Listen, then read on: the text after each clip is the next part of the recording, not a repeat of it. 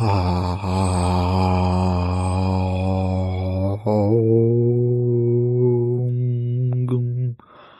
ഗുരുഭ്യോ നമ. പ്രണാമം. 3-ാം അധ്യായം തുടർച്ച. ശിവപദപ്രാപ്തി എന്നുള്ളത് സാധ്യമാവുന്നത് തന്നെയാണ്. അദ്ദേഹത്തിൻ്റെ സേവ തന്നെയാണ് സാധനമായിട്ടുള്ളത്.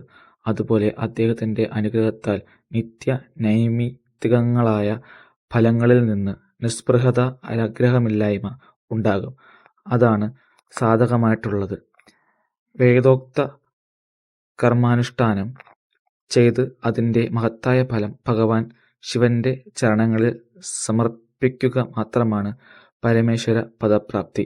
അതാണ് സാലോക്യം മുതലായ ക്രമത്തിൽ പ്രാപിക്കേണ്ടതായ മുക്തി. ഓരോരുത്തരുടെയും ഭക്തിക്കനുസരണമായി അവർക്കെല്ലാം ഉത്കൃഷ്ട ഫലപ്രാപ്തി ഉണ്ടാവുന്നു. ആ ഭക്തിയുടെ സാധനം അനേകം പ്രകാരത്തിലുണ്ട്. അതെല്ലാം സാക്ഷാൽ മഹേശ്വരൻ തന്നെയാണ് പ്രതിപാദിക്കപ്പെടുന്നത്. അവയിൽ നിന്ന് സാരമായിട്ടുള്ള സാധനയെ ഞാൻ ചുരുക്കി പറയാം. ചെവികൊണ്ട് ഭഗവാന്റെ നാമഗുണങ്ങളും ലീലകളും കേൾക്കണം. വാക്കുകൊണ്ട് അദ്ദേഹത്തിൻ്റെ കീർത്തനവും മനസ്സുകൊണ്ട് അതിൻ്റെ മനനവും. ഈ മഹത്തായ 3 സാധനകളെ പറ്റിയാണ് ഇവിടെ പറയപ്പെട്ടിരിക്കുന്നത്.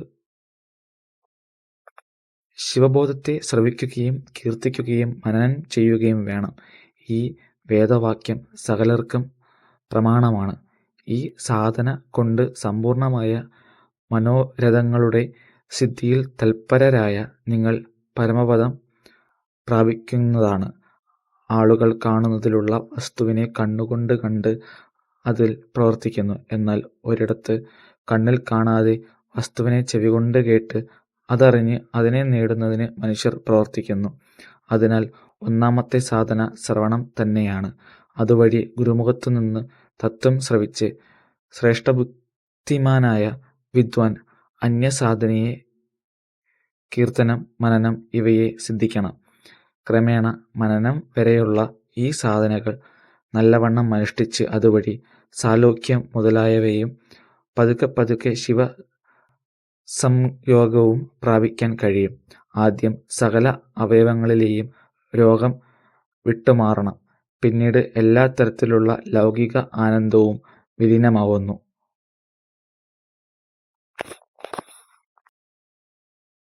3-ാം അധ്യായത്തെക്കുറിച്ചുള്ള ചർച്ചകൾ വരും ദിവസങ്ങളിൽ തുടരുന്നതാണ്.